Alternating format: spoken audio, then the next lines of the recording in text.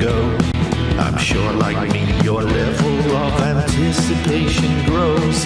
I need to write more songs to improve my portfolio. I never know when I might meet an impresario. Let's have a solo.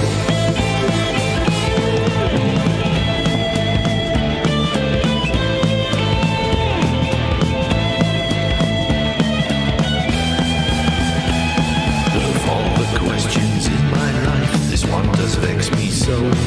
I need the answers so that I can get on with the show.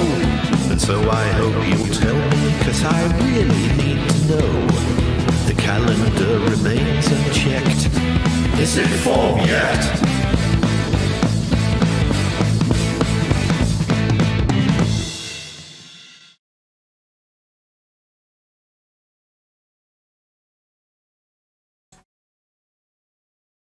Good evening. I think we have sound. We have rather a lot of sound, in fact. Let me just turn you guys down. It is Sunday the 1st of November, and it is not FAWM yet. In fact, there are 92 days until February album writing month starts off. But I have been busy. Januarius, hello, you Riako Music, hello Mel. January says, wow. Riako Music says, shelves! Coming out of left ear. Yes. Oh, yeah, you've got a bit of a disparity on levels. Let me just tweak the zoom, because everything's changed in here. I'm knackered. I have been very much IKEA-ing today. Good evening, Wobby. Welcome. 92 days. There we go. 92 days till FAWM starts. So it's not FAWM yet. So let's get rid of that. Let me just tweak my levels so that I'm not much louder in one ear than the other. So now I've got to turn you up on here again. So, good evening, Array of Emotions. Array of Emotions, this shelf's looking good. Yes, goodness me, I've been busy. There's that lot there, and there's that lot there. And I was still stacking books into them 10 minutes before we started this. So I haven't had anything to eat apart from a packet of jalapeno and nacho cheese cheddars since breakfast time, which was 8:30 this morning. So I am having a beer, and I put a clean t-shirt on. Fred's Lounge, Mamu, Louisiana, home of Cajun music. My brother had his wedding breakfast there back in 1999, and it's a very famous haunt for aficionados of Zydeco music. So there we go.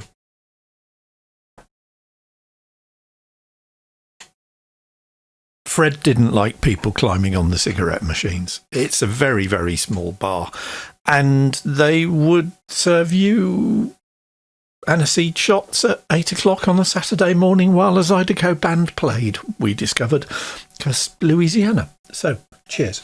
As Riako Music says, your space looks very full.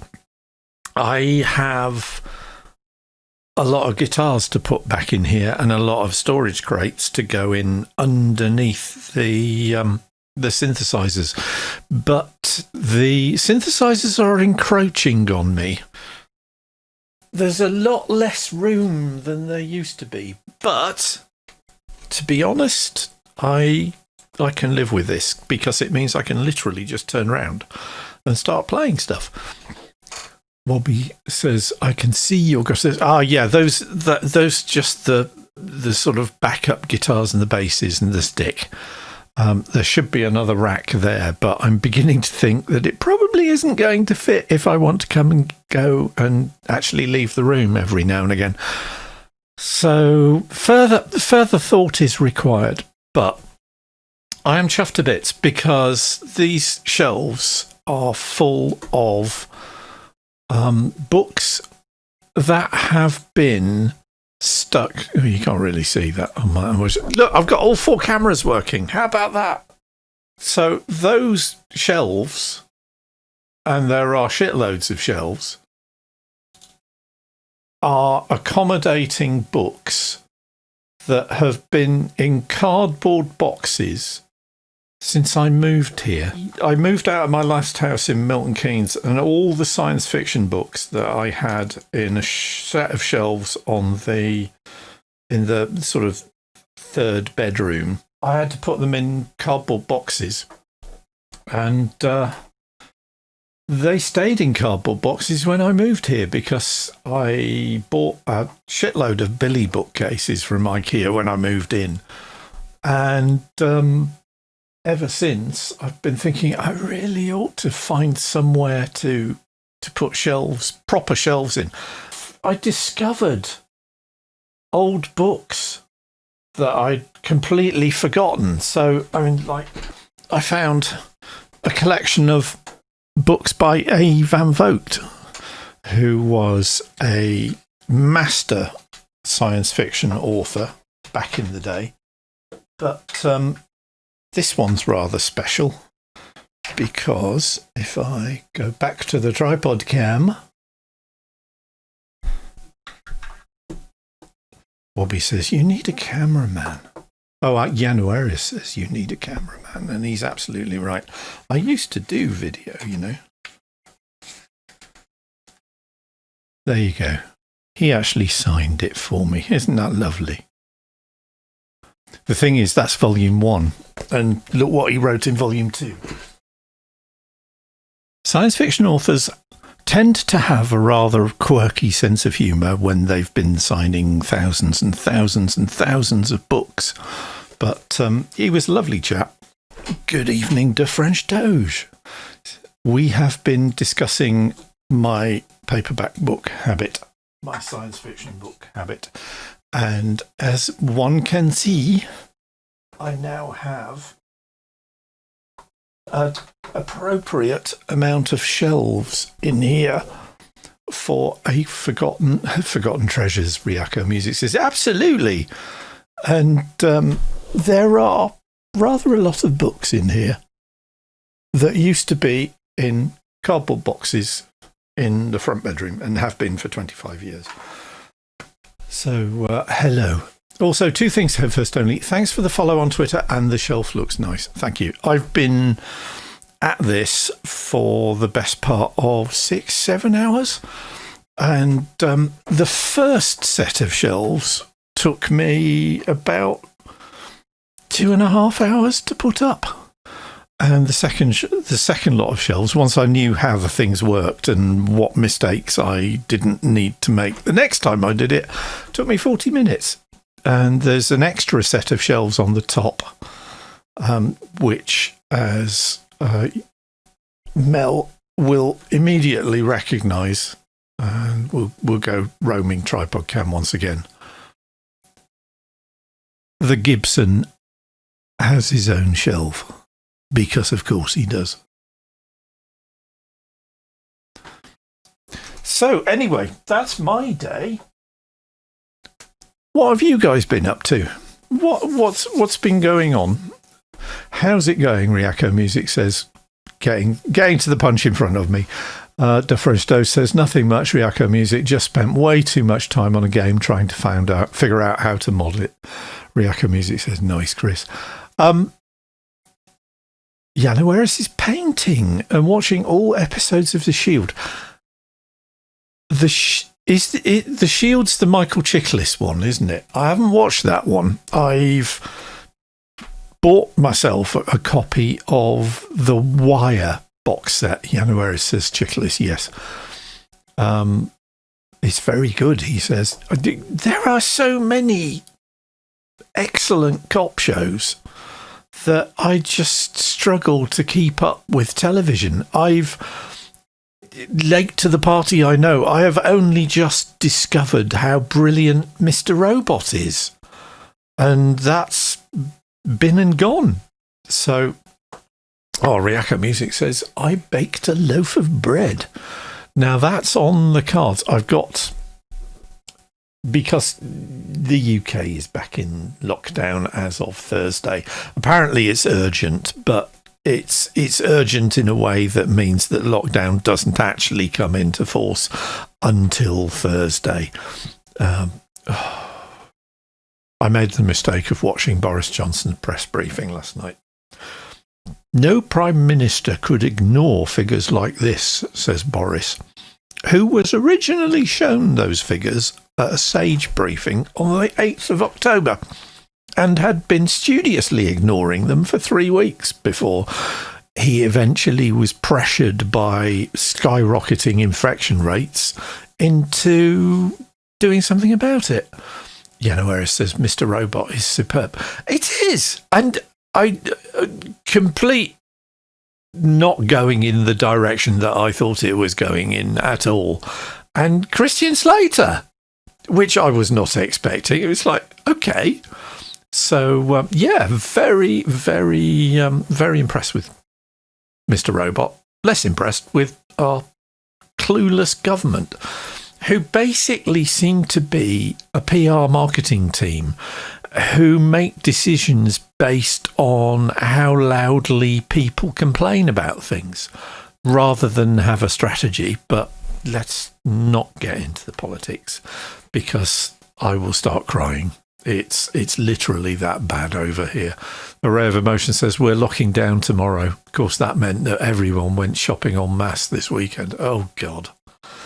Yeah, I went to the local supermarket on Friday and was given graphic illustration of why we're in the mess that we're in, because there were a whole bunch of very hopped up teenagers. God knows what they'd been taking, but they were killing themselves laughing whilst congregated together in the shopping trolley shelter in the middle of the car park. They were still there an hour later, and none of them was wearing a mask. So it's... never mind. DeFresto says, Riako Music, how was your cake? It looked nice, but I can't taste it through my screen.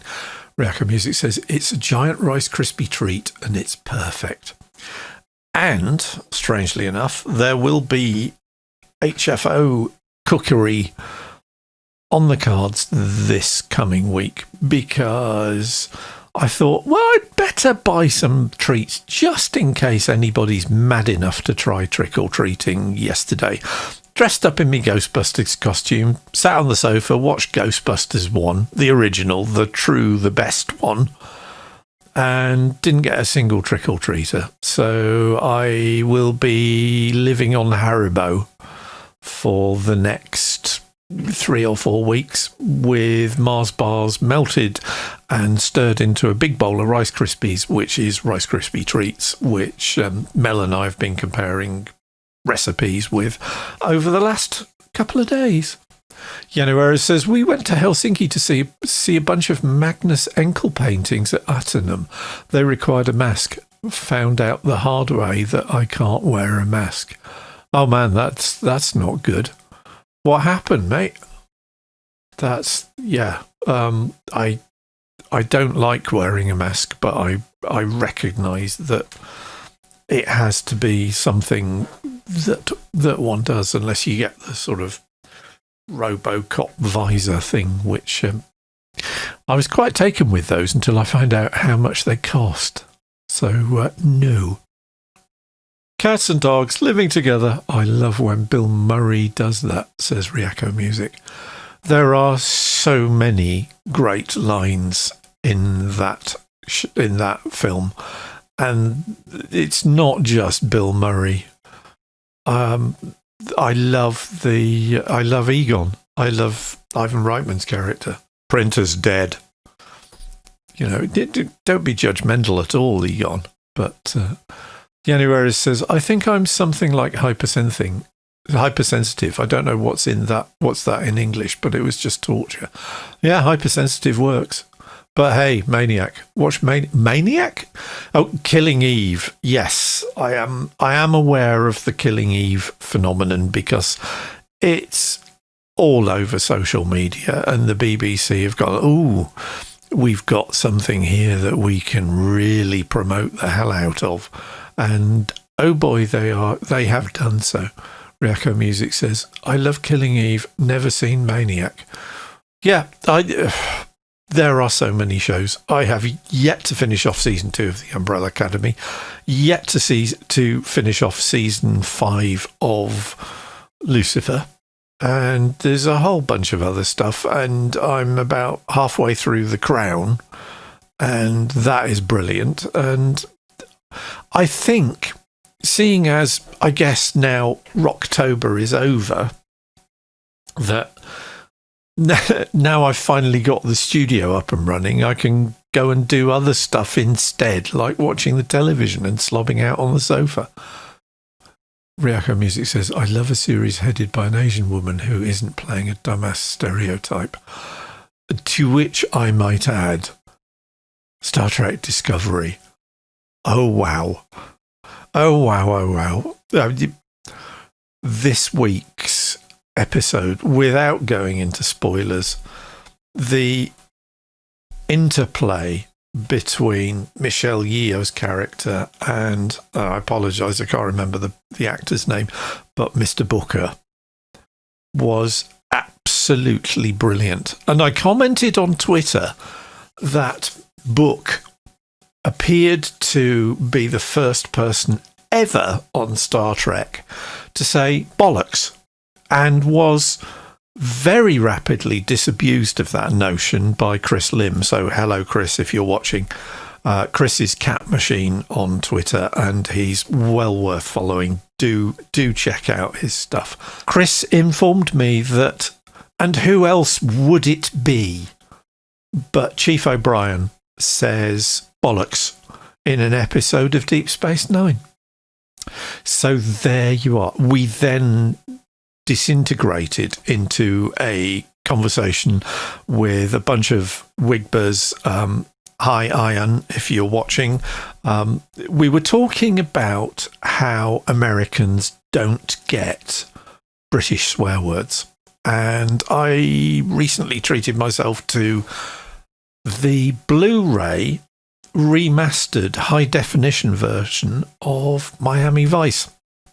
And I remember back in the 80s when Miami Vice was broadcast that Phil Collins got a guest spot. I mean, everybody watching it now is ridiculous because you're going, oh God, that's Helena Bonham Carter. Oh, that's Glenn Fry. You know, that's Frank Zappa. The number of guest stars on that show was insane. And they got Phil Collins in to play a dodgy geezer. Yano Aries says Bruce Willis. Yes, indeed. Bruce Willis was on as well. And Phil Collins read the script for his appearance in Miami Vice and went and had a word with the director, and he said, you want me to say this line? You must think I'm a right wanker. And the director would go, yeah. Do you know what a wanker is? And the director didn't, but couldn't be persuaded to change the line, which is why Phil Collins uses the word wanker in an episode of Miami Vice. So there you go. Great shout out for Yano Arias, get out of my mind. Yano Arias says, I love how Edward James Olmos comes in episode 7 or something and completely steals the show as Castillo. And Eddie Olmos is currently gracing screens on Friday night over here at the moment because the BBC are finally broadcasting Battlestar Galactica on free-to-air, although Muggins bought the box set with everything on it. And he just completely owns that show, apart from when Trisha Helfer shows up. And Tricia Helfer is... So if you only know Tricia Helfer as number 6 in Battlestar Galactica, do yourself a favour, watch season 3 of Lucifer, where Tricia Helfer plays Mrs. God. I kid you not. And she has a flair for comedy that I have seldom seen, because she is utterly brilliant. I was really, really disappointed that when she left the show, because she is hysterically funny, and she's very, very good in Battlestar Galactica, winding up Dr. Baltar. So there is a lot of love for both Miami Vice and Battlestar Galactica in the chat right now. Ryako Music says, I need to rewatch Miami Vice. I only caught episodes as a kid. Eris says, Miami Vice has the greatest atmosphere, and Jan Hammer's music elevates that show. I was already a Jan Hammer fan because I was familiar with his work with Jeff Beck on the 1980 album There and Back, where he plays synthesizers for Jeff Beck, and basically obsessively just tracked down Jan Hammer solo albums. And the work that he did on Miami Vice, and he would actually compose new music, like 15 or 20 minutes of new music for the show every week. There is an extra on the Blu-ray box set, which is just what he did for the show and how he did it. And, no surprises. It's a Yamaha DX7 and a Lindrum and a whole bunch of samples and a Fairlight. And there is one episode, I can't remember what the episode's name was, but Michael Mann basically said, I just want this scene, and it's 4 or 5 minutes long, with Crockett and Tubbs going into a really nasty situation. And he said, I don't want dialogue, I don't want special effects, I just want Jan Hammer's music. So he did it. There is also an episode where they're checking out a building where somebody may be waiting to kill them, and they used one of it's the monks singing sequence from Kate Bush's The Seventh Wave on the Hounds of Love album. And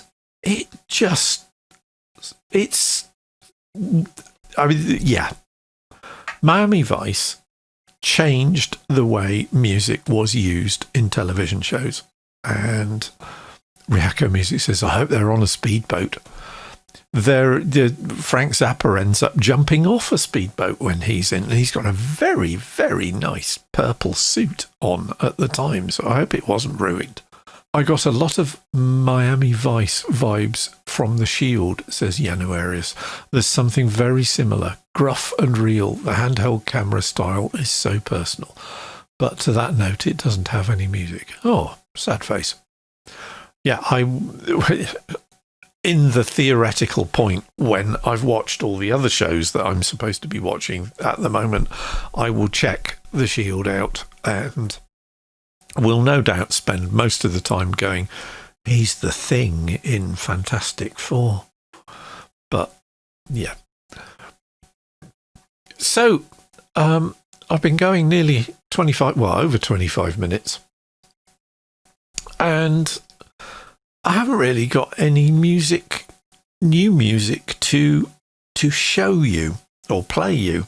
But what I was thinking of doing was going back to, he said, smacking himself in the face with the microphone, was going back to the album that I'm working on at the moment, which is called The Geometry of Sleep. And I've been kind of thinking about where that's going to go. Ryako Music says, why aren't you in your costume? Ran out of time, and basically I was hot and flustered even just in a t-shirt, so goodness knows what I'd be like. You said you'd show it off. I know. I might do the show on Thursday. I know it's not Halloween anymore, but we'll just do lockdown ghost busting. So I'll do it on Thursday, I promise. I will make a note. I have my stream book, so let's make a note. Wear costume. So yeah, I want to basically learn how this room works as a result of all the changes that I've made in here. The acoustics in here have completely changed. I'm not sitting underneath a mattress that is absorbing a lot of the high frequencies. So I'm noticing an awful lot. January says no bass traps. Yeah, exactly. Although, to be honest, I think those shelves are going to do a fairly good job in terms of acoustic treatment, because they're about twice as deep as I was expecting. I could actually run 2 layers of books deep, and as you can see, in some cases down there, I actually have run 2 layers of books deep. Here we go again. That's the first science fiction novel I ever bought, and I'm looking at the price tag on it. It was published by Panther Books in the UK.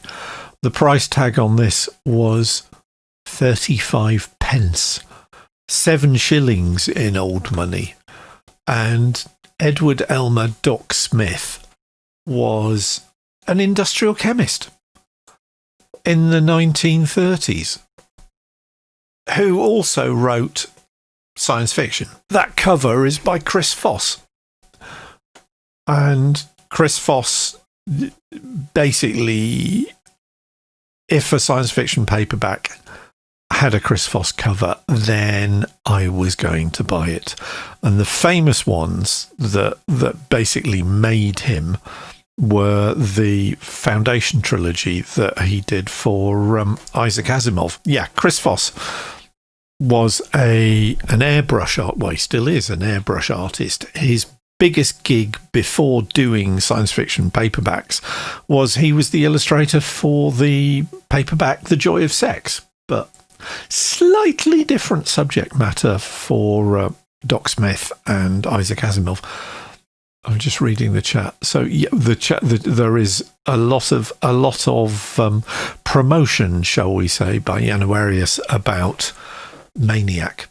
So is this Amazon or Netflix or just something else, mate? I am so behind on all of this that Netflix. All right, okay. I do Netflix. I do the Netflix things because Star Trek. So Ryako Music says, wasn't The Joy of Sex modelled after The Joy of Cooking? You have got me there, mate. I have absolutely no idea, but it would not surprise me. But yeah, Chris Foss was involved as a concept artist, for example, on the Alejandro Jodorowsky's failed, and it would have been glorious, adaptation of Dune back in the mid 1970s, and Giga worked on that as well, I think. And that, I mean, just Jodorowsky doing Dune would have been insane. But all artists get into art, says Januarius, just because they want to draw jugs. And I have Chris Foss books that I bought. There's one called Diary of a Space Person or something, which was basically an excuse to cobble together about 24 of his best science fiction covers and a bunch of his real life or life drawing sketches. And yeah, jugs basically sums up the entire book. So you're not wrong there, you're not wrong at all. Anyway, So we've been sidetracked, and then we got sidetracked on the sidetrack. Let's return to what I want to do with the Geometry of Sleep, which is an ambient album that I'm kind of thinking that it's 92 days until February album writing month starts. I can't wait that long.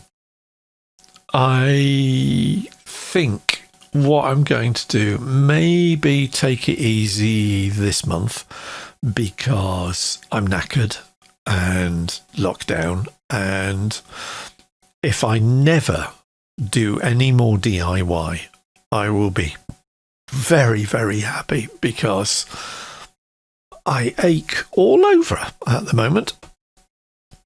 But I can, those little S-shaped IKEA Allen keys. I'm an absolute Allen key ninja with one of those things now. I have very, very much practice in Allen key spinning with one of those things. And, of course, in putting something together like this, using a hammer as well. But, where it says 3 DIYs per week keeps the body nimble. Yes, nimble is one thing, just needing constant doses of ibuprofen is another. But it's the whole house upstairs now has changed to make room for those shelves. I unpacked all the old comics and put them all up in those little box folders and took them down, put them in the conservatory, which has a solid concrete floor, so they're fine in there. But these now take all the books that were in my front bedroom, the little front bedroom that they've been stored in a very, very precarious pile of cardboard boxes for the last 25 years. Wobby says, Allen Key Ninja is a song. Remember how well my last song suggestion was? You are not wrong. Form's not for 92 days. And I think I'm kind of gravitating to the idea of doing an album a month in December and January and just chucking them on Bandcamp as pay what you want. And I think the Geometry of Sleep will be I'll probably finish off Geometry of Sleep in November, in the month where I'm planning on not doing anything much in the studio at all. But, why would I not want to spend all my time in here, especially seeing as there's bugger all chance of me doing much else for the next month, to be honest, if lockdown kicks in. I will probably do some major surgery on Geometry of Sleep in November and then do another album in December and another album in January, by which point I should have most of the wrinkles ironed out in here. And certainly by January, I'm kind of hoping that the the MIDI controller keyboard that I've ordered, that is especially for this slidey keyboard shelf, which is perfectly designed for it. I want to work with that as much as I can once I get it, so that I can go into February album writing month being able to do stuff, getting stuff out of my head through the keyboard into Ableton without having to faff around thinking, okay, how do I do this, or reading the instructions or anything else like that. And that's kind of one of the things that I'd encourage anybody who's thinking of doing February album writing month next February to think about is how easy is it for you to get a song idea down digitally or on tape, if tape is your thing, because there are 4-track cassette tape aficionados out there in FAWM land who do cassette collaborations on a 4-track. And I was one of them until my Fostix X15 died last year and is currently sitting in a box where I'll decide whether or not to send it off to Fostex's UK service representative and see what happens. Anywhere says Scotch tape is my thing. Wobby says, I have been one of these. It's great fun, but I found some old demo tapes recorded back in the 1980s of stuff that I used to do. And, well, I'll play you a brief excerpt from it if I can find it. I've got the stuff somewhere squirreled away. And listening back to it now. Come on. Listening back to it now, what really strikes me is just how appalling the sound dynamic range is. So, what have we got? So a mate of mine back then had an Ensoniq Mirage. And at the time the Ensoniq Mirage came out, it was groundbreaking because it was a sampling keyboard. It was a Fairlight, but it cost about the same as a normal 61-key analog synth. And that was astonishing back in the day. And a mate bought one and brought it round because he couldn't figure out how to use it. So I said, oh, well, okay, I read the instructions, figured it out, and we sampled Clint Eastwood, and the result was this.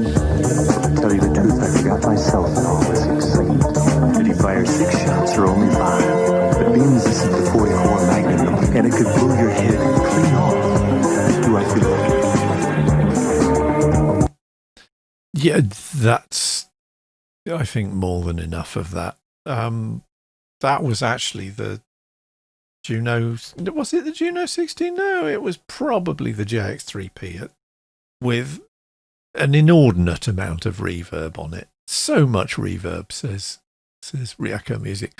Dirty Harris is so badass. Yeah, it's pity Clint went completely off the rails when he hit sort of 70 or so and started shouting at chairs. And he has very strange political views. But again, let's not go there. I think, looking back on it now, spending 2 minutes just with vocals of Clint going, was probably pushing it a little bit further than we needed to. But it was a proof of concept thing that we were using a little Porter studio with this brand new astonishing piece of technology. Thanks, Yano Aris. I turned that down, so I need to turn me up again. And the N Sonic Mirage actually went on to be quite popular. Lol Tolhurst had one in The Cure. So a lot of The Cure's 80s stuff, The Cure obviously didn't shell out for a Fairlight, or weren't allowed to shell out for a Fairlight, so they got an Ensoniq instead. The first Pentium computer I had a sound card in it that was effectively the same thing, but in a PC sound card. It had all the same piano samples and everything else, and I MIDI'd the JX3P into my computer and used probably version 1 or version 2 of Cakewalk, and had humongous amounts of fun just playing into the computer. And the little Altec Lansing monitors that they're speakers that have a nice subwoofer which is under the desk. I mean, these are the speakers, he said, smacking his webcam on the floor. So those speakers are now 30 years old. And they're still rocking. They still kick major butt when I wind the subwoofer up on them. So those are what I use for my what does this sound like on computer speakers when I'm doing a mix, and they do quite well. But hearing a grand piano coming out of my computer when I'm just playing along on the JX3P. I mean, the JX3P is a lovely synthesizer, but it's very sort of dual oscillator analog stuff. It doesn't do pianos or Fender Rhodes or anything like that. So having it coming out of the computer was great. And here we are 30 years later, and I've got a complete emulation of a Fairlight on my computer. How's that work? Ryako Music says, if we all played one of our songs, we could all be slightly embarrassed together. Believe me, I have other songs on there. For some reason, so Rocktober has now finished. Sapient and Dirkbag, Peter's friend Gordon, have been doing sterling work covering pretty much the whole of Metallica's early catalogue. And then, for some reason, were possessed to record a version of Vienna by Ultravox. And back in the 80s, I loved Ultravox. Well, I still do love Ultravox. I got a lot of their albums on vinyl. Went and saw them at Hammersmith Odeon, and they were fantastic. It was probably the Quartet tour, I think, because everything was spray painted grey. Even Billy Curry's first generation Whiteface ARP Odyssey, which is now, because those things are worth a fortune. And back in the day, we decided, oh yeah, we've got synthesizers, let's do a version of one or more Ultravoxtrons. And again, because of Twitch rules and copyright and intellectual property rights and everything else, I can't play them. But I have at least him and Visions in Blue. And I think there was another one in the... I'm just checking on my disk drive as to what else there was. We certainly did him. I think we probably did Visions in Blue as well.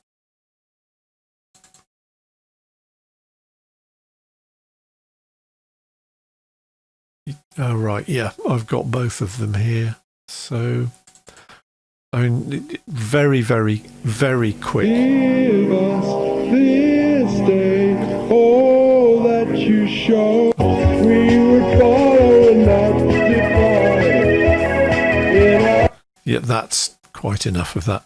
Wobby says, my mate did a world tour with Mijur a couple of years ago as his keyboard player. He was at my 50th part. Oh. You just have an extraordinary network of wonderful contacts, Wobby. I don't know how you do it. Back when I worked in London, worked with a colleague.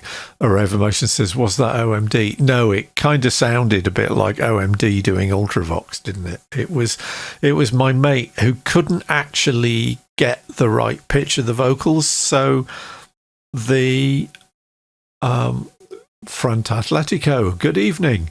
Thank you for joining us. The tape-based home recording solutions had a little tape speed knob, which meant that you could turn down or turn up the tape speed. So you could shift your pitch up or down. And this is what we used to do. And Simon in that had pitched his vocals either up or down as an example of what sort of things you could do by dropping pitch. Ryako Music says, Chris, you and Robbie know so many people. Well, it's just weird. I mean, I know you guys, so it's just being aware of networks. The science fiction writer William Gibson called people who have particularly good networks of loads and loads of other people, nodes or influential nodes. And luckily, I'm not one myself, but I knew and know a number of people who were really, really strong nodes in musical networks who knew a lot of people, and as a result, I knew a lot of people. So the networking side of things, of building your network, of building contacts, of making friends with people who are also working in the same sort of area that you are, rather than just spamming them, of actually engaging with them and talking to them and finding out what they do, is a fantastic way of building your network. Yanu Arias says, didn't that Malcolm Gladwell book have a chapter about this? Yes. Tipping Point. Ryako Music says, I am so not good at that. Oh, come on. How many followers have you got on Twitch now? It's in the 100 now, isn't it? At least. January says, or am I thinking of Jonah Berger's book? Oh, I don't know that one. But the Tipping Point, when is it Tipping Point or Outliers? Or is Outliers a book in Tipping, or a chapter in Tipping Point?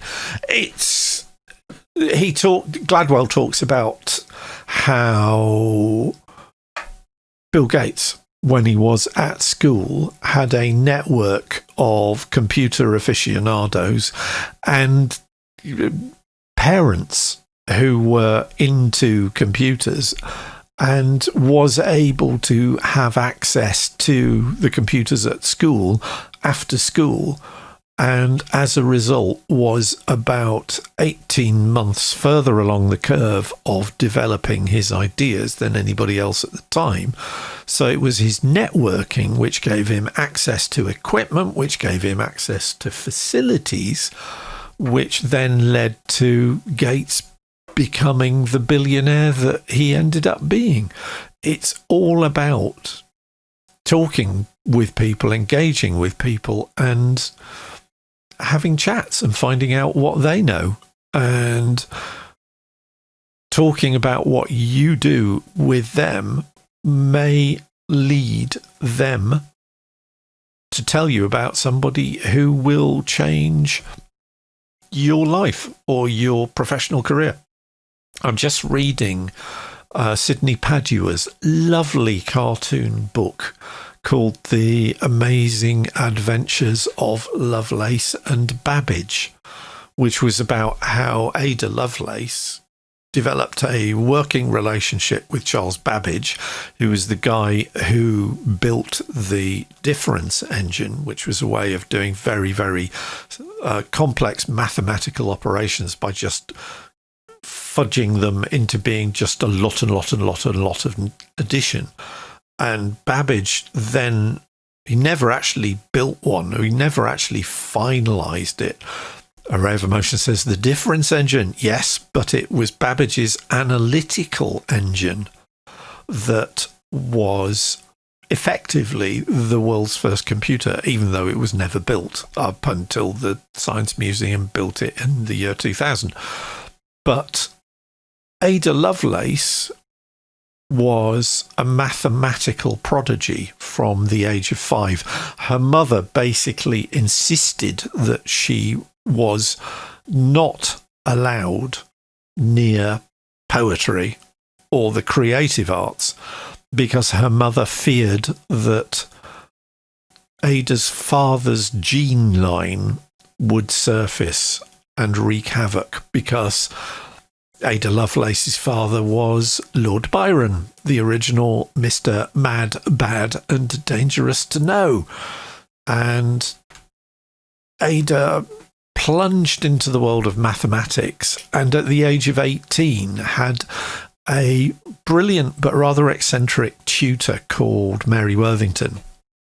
And Mary Worthington basically one day said, when she realised that Ada was beginning to surpass her own level of knowledge about mathematics, eventually realised that she ought to be dropped into a situation where she could flower and develop those abilities further, because Mary Worthington wasn't able to do so. And so she said, I think you ought to come to a dinner party with me. And it turned out that the dinner party was being hosted by Charles Babbage. And Babbage apparently loved basically holding dinner parties and networking, and the number of people who attended Babbage's dinner parties who went on or were in absolute stellar company, like Michael Faraday, for instance.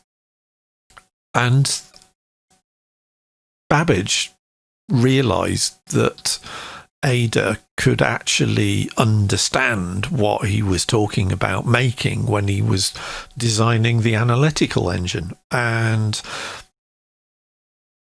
Babbage went and gave a talk in Italy, and the Italians published a paper about his talk, and that paper was then translated into English, and Babbage suggested that Ada should annotate the original translation of the Italian paper, add footnotes in that sort of case. In the end, I think Ada's footnotes comprised about 70% of the final paper, and that paper is the first published paper to contain a computer program, and that was in the middle of the 1850s. Absolutely extraordinary. And Sydney Padua wrote the book because Ada Lovelace died of cancer at the age of 36, and Babbage basically died a bitter and twisted old man in his late 70s and never, ever got the recognition or the funding. Well, he had issues with funding that he should have got. Can you imagine what the British Empire would have been like if it had computing resources in the late 19th century? All right, when I say computing resources, I mean a machine that's basically driven by steam that's using punch cards for programming. But that's what Babbage had in his head. That was what he was planning on building, and it never happened. January says, damn, 36. The internet. Steam-to-net. Ada Lovelace was the original steampunk. She really was the original steampunk heroine. So, yeah, astonishing woman. Absolutely astonishing woman. Ryako Music says, they had an empire, though. And that's no small feat. January says, yeah, they squandered even that. Oh, tell me about it, mate. Yeah, January also commented on the networking thing. Being a great musician doesn't really matter. I've heard so many young guitarists saying the need to get good because they want to be popular. Doesn't matter at all. You've got to have networking skills. You don't even need to know 3 chords, and you can be popular if you can do that well. Ryako Music says, Lord Byron was a walking STD. He was a very, very strange gentleman. But a Rev Emotion said, just read Gibson and Sterling's Difference Engine. Yep, that's up there at the top. It's very much along those lines of what would have happened if Babbage had got his act together and funding, and what would have become of Britain had he succeeded. Although, again, I think it should actually have been the. I mean, I know the difference engine is a catchy title. That's why they used it, isn't it? But it was really the analytical engine that would have changed the world and given us steam-to-net. That's kind of where I'm going with it at the moment. With music, carrying on doing these, networking, hanging out with you guys. Bring your friends along. Let's build a network of like-minded musicians where we can share stuff and talk through what we're all doing, and who knows, take over the world, or at least have a best-selling album, if albums are even still a thing. I've just finished that David Byrne, How Music Works, and if you haven't read it, do try and track down a copy. It is brilliant, but the future of music does not appear to involve being able to make significant amounts of money doing it anymore, especially not with the UK government hanging out the creative arts to dry. It's, yeah, we do what we do because we like doing it, is why I'm doing this, why I spent a considerable amount of money turning this from being an absolute shambles where I was standing up and gashing my head open every couple of months. Valve would be a very different company now and steam a lot more on the nose. Oh dear. Yes, you're not wrong, sir. I'm going to keep doing these because I like making music. I like hanging out with people who like making music. I hope, as you have been watching this evening, you've enjoyed hanging out with people who like making music. I'm rather hoping once I've got everything in here, if it'll fit, because I'm kind of thinking that's going to be a bit tight. But I'm going to try and get everything back in here. If not, then the spare bedroom, which I've just finished clearing out, will just become a junk room again. And so it goes.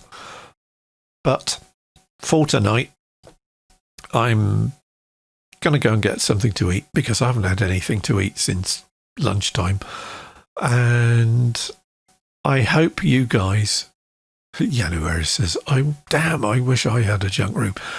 And let's not talk about the loft, because the loft is a strange gateway to another realm full of old computers, guitar cases, abandoned telescopes, and cardboard boxes for domestic appliances that went to the tip 10 years ago. So, yes, I really, really, really need to clean my loft out. But that's going to be a project for next year because I am done with DIY for this month. Ryako Music says, I wish I had my own studio room. Whereas says, can of wormholes. Now that's, again, a great title for a song. So I'm going to steal it, if you don't mind, because I really like that. And again, always have a notepad handy, because you never know when something might inspire you. And it's no good saying, oh, I'll remember that, because 20 minutes later, you'll have forgotten it. Where it says, sounds very Douglas Adams. Ryako Music says, it does. Yeah, and I've got all my old Douglas Adams books. And again, here we go. See if I can reach these. So, again, all thanks to Forbidden Planet, who back in the day would basically drag any author they could who didn't run away fast enough off the street and make them sit in a room with a lot of very, very excited and enthusiastic teenagers. So this is the original paperback version of Hitchhiker's Guide to the Galaxy. And Douglas signed it for me. So I got a bit misty-eyed when I found that in the stack of books this morning, because I really wish he was still with us, because goodness me, he'd have something to say on the state of affairs at the moment. But that's politics again, and let's not do that. So, final bit of housekeeping. If you're watching this on YouTube, please click the like button. Please subscribe. Click the little bell, and it will tell you when I'm next on loading stuff on YouTube. Hello to Eric SJ20, who is a new follower, who followed me just an hour ago. So much appreciated. Thank you very much, sir. And if you're watching on Twitch, please follow. Please come and say hello. And Whereas is saying about Douglas Adams and having something to say, saying, indeed, a lot of peeps would. George Carlin comes to mind. Oh, yes. And Ryako Music says, oh, totally, Whereas George Carlin. Can you imagine what George Carlin and Bill Hicks would have done during a Trump presidency? I'll leave you with that glorious thought. And if you're in the States watching this and it's not Tuesday yet, vote. Because the future of the planet probably depends on what happens on Tuesday. Ryako Music says, George Carlin would have dropped so many truth bombs. He certainly would. And I wish he could have been in Bill and Ted 3, which I haven't seen yet, but apparently which is very good. So I will be watching that at some point. But I'm going to sign off. I may even go downstairs and fire up Netflix and see if I can watch an episode or two of Maniac, because that seems to be the suggestion of something that is worthy of my attention. And I'm sure it's worthy of yours too. Yay, says Yay Warriors. All right, folks. So I've been waffling and trying to talk my way through not aching all over. January says, thank you for the stream. Very nice hanging. Always a pleasure, sir. And I had to show off the new room. I mean, it's not finished, but I am absolutely over the moon with how different it is in here. And that's going to inspire me. And when you're inspired, that's when you really start making the good stuff. So until Thursday, which will be Twitch live stream number 25, and I promise, have new music on Thursday. I promise, be wearing my Ghostbusters costume on Thursday, because Ryako Music is going to give me serious grief if I do not. Although I will probably forego the catheter part of it, because it does tend to catch on the furniture. Let's just leave it at that. Wherever you are, guys, have a good week. Stay well, stay safe, stay sane. Wear a damn mask. And I will see you on Thursday. So see you then.